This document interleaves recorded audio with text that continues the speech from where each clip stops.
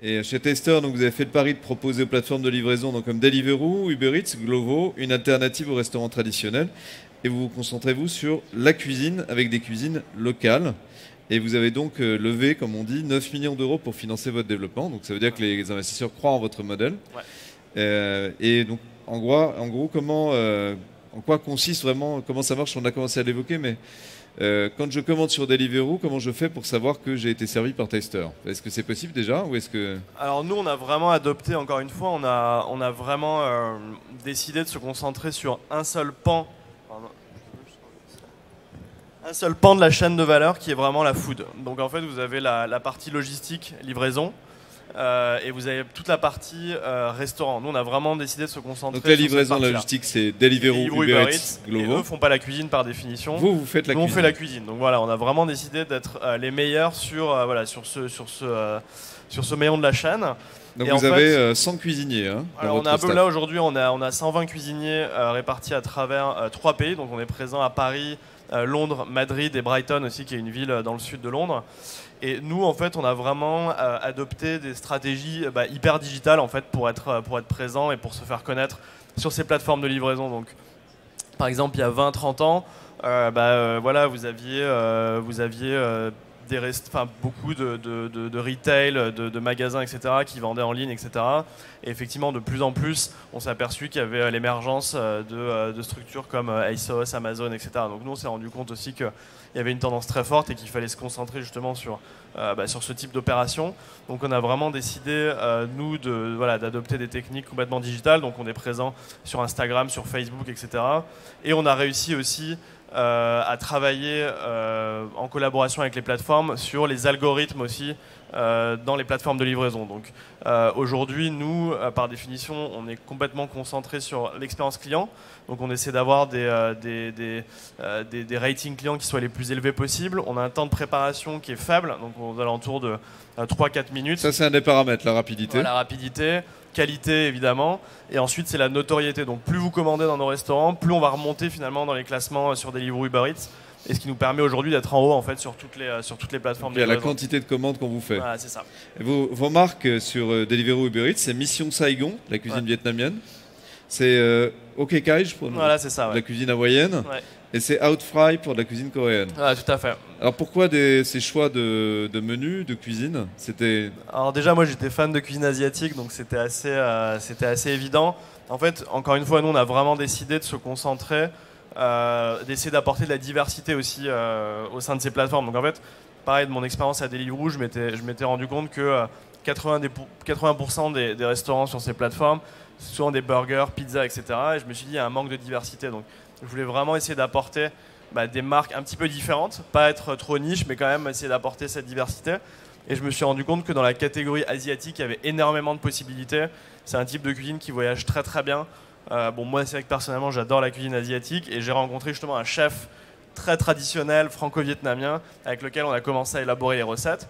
Et ensuite, quand on s'est posé la question de développer d'autres marques, on s'est dit gardons cette légitimité. On a quand même une expertise asiatique. On va pas se mettre à lancer des concepts mexicains, etc. Donc on a lancé le concept OK Kai et ensuite le concept coréen. On n'avait pas forcément d'expertise en interne sur la cuisine coréenne. Donc c'est la raison pour laquelle on est allé chercher un chef coréen qui a pu nous aider évidemment sur les ingrédients, sur les recettes, etc. pour être crédible. Voilà, Vous êtes sur quelle gamme de prix quand on commande chez vous? Alors, nous, les plats, c'est environ autour de 12 euros. 12 euros, vous avez un plat et les menus aux alentours de 14 euros, donc assez similaire à un plutôt restaurant. pour le soir, donc on l'a vu tout à l'heure, le midi c'est différent. Le soir, c'est les mêmes prix que le midi et le soir, mais voilà, c'est plutôt quand même c'est plutôt des paniers moyens qui sont un peu plus élevés que pour le midi, qui est plutôt aux alentours de 8 euros. Mais voilà, nous c'est plutôt dans les 13-14 euros. Ouais.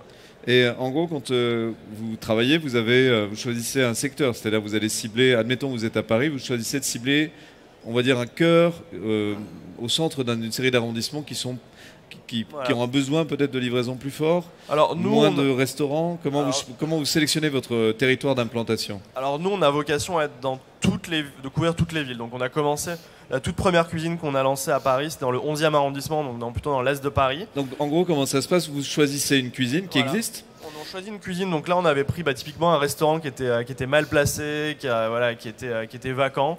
On l'a récupéré, on l'a complètement transformé, donc ça nous a coûté, pour vous donner un ordre d'idée, dans les 70 000 euros, l'intégralité du projet. Donc il n'y a plus de salle, hein. On oublie la salle, c'est uniquement la cuisine. Mais par contre, vous pouvez aller voir, vous avez une vitrine, vous voyez les chefs qui cuisinent, qui sont en train de cuisiner, etc. Donc on a vraiment complètement transformé l'espace en une cuisine. Et en fait, cet emplacement-là, il est proche de Voltaire, donc il est quand même central dans l'arrondissement, mais il n'est pas sur un emplacement numéro 1. Donc ça nous permet d'avoir un loyer quand même beaucoup plus faible, mais néanmoins d'avoir quand même une zone de chalandise qui est très très intéressante parce qu'on est vraiment à l'hypercentre de tout ce passe. La force d'une dark kitchen, c'est d'être dans un environnement où vous n'êtes pas effectivement dans un emplacement premium, il n'y a pas besoin, mais en revanche, vous pouvez servir très rapidement la zone autour. Ouais. Et nous, donc on a cette contrainte, mais qui n'en est pas une, c'est-à-dire que nous, on livre à 2,5 km autour de la cuisine. Ce qui permet effectivement, l'avantage évidemment, c'est que les plats arrivent chauds, l'expérience est incroyable. Et vous respectez le délai qui est important pour vous. On respecte le délai quand vous arrivez. C'est vrai que l'expérience, à partir du moment où vous commandez jusqu'à ce que vous recevez la commande, parfois c'est 10 minutes, ce qui est quand même incroyable, 10-15 minutes, donc c'est vraiment très rapide.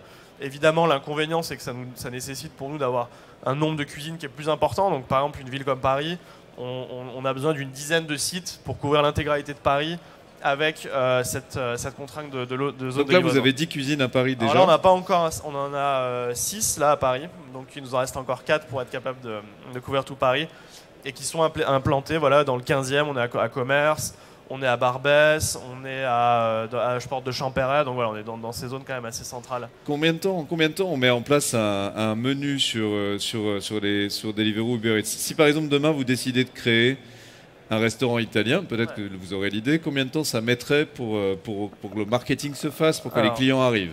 Ça met à peu près 4 à 6 mois. Donc nous, on a un process qui est... Faut pas croire qu'on lance et qu'on ouvre et qu'on ferme très rapidement. Donc déjà aujourd'hui, on n'a jamais fermé de concept. On est vraiment très très concentré sur la réussite de chacun de ces concepts. On veut que chacun de ces concepts soit un peu champion dans leur catégorie. Donc on passe principalement, numéro 1, par un partenariat avec un chef. Donc là, on va lancer 2 nouveaux concepts. On a fait 2 partenariats avec 2 chefs, un thaïlandais et un Tim Anderson qui est un chef plutôt japonais. On travaille ensuite sur les recettes. Ça met à peu près encore un mois et demi. Ensuite, il y a toute une période de lancement, ce qu'on appelle soft launch. On va lancer, on va itérer, on va récupérer des retours de clients pour avoir vraiment un concept finalisé. Et ensuite, on lance sur toutes les cuisines. Donc 4 à 6 mois. Alors, quand on parlait des algorithmes, c'est quoi la spécificité de Deliveroo, Uber Eats? Comment ils font pour mettre en avant un restaurant? En fait, ou un menu, on parlait de Google tout à l'heure, c'est très similaire à Google, en fait, parce que c'est juste la manière la plus naturelle, on va dire, de mettre en avant ce que veut le client. Donc, on va dire, il y a comme le SEO de Google, c'est-à-dire que les restaurants qui ont le plus de notoriété sont par définition mis en avant naturellement. Donc, c'est vrai que quand vous ouvrez votre plateforme, quand vous ouvrez Deliveroo, vous allez toujours avoir je sais pas, Burger King, Big Fernand, etc., les chaînes que tout le monde connaît, parce que les gens par définition commandent. Donc nous, effectivement, les gens commencent à nous connaître, donc on est dans ce top. Et quand on lance une nouvelle marque, il y a la possibilité aussi de faire des promotions. Donc généralement, nous, on essaye d'offrir 10 à 15% de réduction sur la première commande pour permettre aux gens de tester la première fois. Donc vraiment, de connaître le produit. Ouais. Et ensuite, effectivement, on fait un petit peu de PR, on travaille beaucoup avec des influenceurs qui commencent aussi à faire connaître le produit dans la zone. Et ainsi de suite, et en fait on monte directement dans le classement. Et ça, en gros, c'est des algorithmes, c'est des milieux fermés, et Deliveroo et Uber Eats sont chacun leur logique. Il faut travailler spécifiquement. Elles sont très similaires. Elles sont très similaires, et encore une fois, il n'y aurait aucune raison, j'ai envie de dire, de faire monter un restaurant qui est un restaurant dont personne ne veut, et qui est un restaurant qui opère pas bien, où les notes sont faibles, etc. Donc c'est vrai que les plateformes dépensent aussi quand même beaucoup d'argent pour acquérir des clients. L'objectif, c'est que ces clients restent parce qu'ils ont une expérience qui est bonne. Donc par définition, ces plateformes ont aussi intérêt à travailler avec des gens comme nous, parce que nous, l'expérience est bonne. En moyenne, on a 4,6 sur 5 de notes à Paris sur nos cuisines, ce qui est quand même largement au-dessus de la moyenne, etc. Ce qui va permettre aux clients de revenir. Quand vous avez une mauvaise expérience, et c'est une des raisons pour lesquelles j'ai créé Taster, c'est que parfois les expériences n'étaient pas forcément homogènes. Sur Deliveroo ou Uber Eats, c'était voilà, pas... vous payez 20 € et puis vous avez un truc dans une boîte en aluminium, vous recommandez plus jamais. Voilà, l'idée c'est vraiment d'éviter ça pour avoir une expérience qui soit constante et bonne tout le temps. Est-ce qu'on pourrait envisager d'avoir des menus signatures signés par des grands chefs chez Taster un jour? Bien sûr. Vous avez commencé à le faire un peu. On a commencé à le faire. Donc là, le partenariat qu'on a fait avec Sangoon Dejim, qui est le chef 2 étoiles coréen, on le notifie complètement sur le menu. On est en discussion avec des chefs. J'avais rencontré la dernière fois Cyril Lignac, j'ai essayé de le convaincre. Bon, on verra ce que ça donne. Mais en tout cas, voilà, on est en train de discuter effectivement avec des chefs qui sont effectivement intéressés pour signer un menu avec nous, effectivement. Et en fait, pour revenir à la façon dont ça fonctionne, c'est vous achetez vos produits à Rungis, des produits frais. Ouais. Ils arrivent à la cuisine et là, la même brigade travaille les 3 menus différents. Juste, on n'avait pas précisé ça, mais c'est un petit peu comme un mini food court, quoi. Vous avez une équipe Mission Saigon, une équipe OKK, etc. Qui se partagent le même espace. Qui partagent le même espace. Et effectivement qui mutualise, on va dire, les espaces de production. Donc ça, c'est vraiment important. Et les paramètres spécifiques à prendre en compte pour cette rapidité, c'est que toutes les recettes soient écrites, chacun soit sur sa tâche particulière. Alors nous, une des particularités de Taster, c'est qu'en gros, on s'est rendu compte que la technologie pouvait nous aider à améliorer nos opérations. Donc en fait, on a développé... Nous, aujourd'hui, on a 5 ingénieurs qui travaillent vraiment à temps plein sur l'amélioration de nos process. Sur l'automatisation des opérations. Donc, en fait, on reçoit les produits, on formalise les réceptions, on a un algorithme qui nous permet de prédire les commandes, etc. Donc, c'est vrai qu'il y a un petit peu moins... Prédire les commandes, c'est-à-dire que vous savez ce qu'on va vous commander par un algorithme. Voilà, c'est ça, ouais. Fantastique. Donc, voilà, et ensuite, on a des passages de commandes automatiques. Donc, en fait, on a vraiment essayé de faire en sorte que les chefs en cuisine se concentrent sur leur cœur de métier, c'est-à-dire faire la cuisine. Donc, ils n'aient pas à se préoccuper de passage de commandes, de gestion des stocks, de rotation, évidemment rotation basique, FIFO, etc., mais qu'ils n'aient pas forcément à avoir toute la complexité de gérer un restaurant. Donc ça, c'est aussi une partie, on va dire, c'est la partie immergée de l'iceberg chez Taster. Ce qu'il faut peut-être expliquer aux chefs, c'est que c'est une nouvelle habitude de consommation de se faire livrer chez soi. C'est pas du confort, voilà, c'est un changement d'habitude de consommateur. En fait, moi, une de mes grandes théories, c'est que en fait, les restaurants tels qu'on connaît maintenant vont probablement se séparer en deux. Il va y avoir les restaurants effectivement qui auront compris qu'il faut miser sur l'expérience, qu'il faut miser sur la décoration, sur l'innovation dans le menu, etc. Et il y a les restaurants effectivement qui vont être plus des restaurants type quick selling restaurant, donc qui vont être plus justement concentrés sur la livraison. Et en fait, je pense qu'il y a eu les dernières années, il y a beaucoup de restaurants qui ont essayé de faire les deux. Et en fait, ils ont fait les deux de manière voilà, ils ont entre guillemets, ils ont déçu les clients qui étaient. C'est qu'ils avaient une très bonne expérience client en restaurant. Ils se sont dit on va faire de la livraison à côté, mais la livraison n'est pas bonne. Exactement. Et en fait, la réalité, c'est qu'aujourd'hui, la livraison, Deliveroo est pas en concurrence avec les restos parce que quand vous avez décidé de commander, en fait, vous faites pas le choix entre est-ce que je vais commander et me faire livrer ou est-ce que je vais aller au restaurant. C'est plutôt est-ce que je vais faire la cuisine, est-ce que j'ai le temps de faire la cuisine. Ah bah non, j'ai la flemme, mais je veux quand même quelque chose qui soit sympa, donc je vais commander sur Deliveroo. Donc c'est ça qu'il faut vraiment comprendre, qui est vraiment fondamental. C'est que c'est vraiment, j'ai envie de dire, nos concurrents principaux, c'est plutôt... C'est pas les restaurants, c'est plutôt... Carrefour, Auchan, Leclerc, etc., qui sont les supermarchés. Et à mon avis, qui ont peut-être plus de soucis à se faire si effectivement ils ne sont pas capables d'évoluer là-dessus. Quelles sont les grandes tendances que vous voyez en conclusion et qu'est-ce que vous anticipez vous dans l'évolution de votre modèle? Donc nouvelle marque, nouveau menu. Nous, les tendances, effectivement, on a beaucoup entendu parler de Dark Kitchen. C'est un concept que j'aime. Le terme, j'aime pas du tout forcément. Mais bon, voilà, c'est vrai que ça rentrait un petit peu dans le vocabulaire. C'est comme le show, c'est le vocabulaire. Exactement. Donc nous, effectivement, on a vu beaucoup d'acteurs aujourd'hui quand je regarde encore une fois la chaîne de valeur, il y a beaucoup d'acteurs qui sont mis sur la partie purement immobilière, donc en fait qui mettent à disposition des actifs immobiliers pour permettre à des gens comme nous d'exploiter. Donc là, il y a un article qui est sorti il y a quelques jours. McDonald's à Londres a lancé effectivement sa propre Dark Kitchen. Donc ce qui veut dire, c'est qu'ils étaient justement frustrés d'avoir en gros des livreurs qui attendaient en permanence. Les clients n'étaient pas forcément satisfaits, donc ils ont créé une structure Donc à côté de leur McDonald's restaurant. va faire de la livraison avec une dark kitchen. Voilà, exactement. Donc en fait, le restaurant qui va être sur un emplacement numéro 1 va lui continuer à servir des clients, etc., comme on le connaît. En revanche, quand vous allez commander McDonald's, eh ben, ça sera livré à partir de cette dark kitchen. Donc ça, C'est une révolution historique pour McDonald's, il faut le préciser, parce que tout leur développement s'est basé sur l'acquisition des restaurants qu'ils louent après, ils louent les emplacements aux franchisés McDonald's.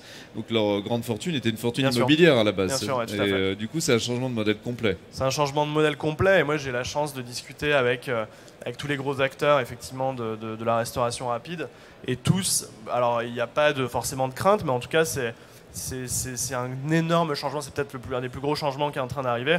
Et comme on le disait, effectivement, Amazon a investi dans Deliveroo, ils ont investi 500 millions de dollars justement dans cet objectif de créer cette offre. Il y a Google aussi, Amazon sont en train de créer aussi leur propre cuisine en Inde. Donc c'est vrai que c'est un énorme changement qui est en train de s'opérer et qui est un changement en fait. C'est juste le tout début en fait quand on se rend. Enfin moi je prends souvent l'exemple par exemple des agences de voyage. Vous regardez, il y a 30 ans, il n'y avait que des agences de voyage. Aujourd'hui, 70% des achats en agence de voyage se font en ligne. Bah, la restauration, en tout cas pas la restauration, mais plutôt l'achat de food en ligne, c'est seulement 3% aujourd'hui. Donc en fait, c'est pour ça que tous les grands sont en train de se rendre compte qu'il y a une énorme opportunité. Il y a un marché à prendre. Voilà, c'est parce qu'entre 3% et 70% d'un marché qui vaut plusieurs milliers de milliards de dollars, ça commence à être intéressant. La totalité du marché, c'est, on estime, 365 milliards de dollars en 2030. Voilà, sur la restauration. Sur la restauration. Merci beaucoup, je pense qu'on peut l'applaudir.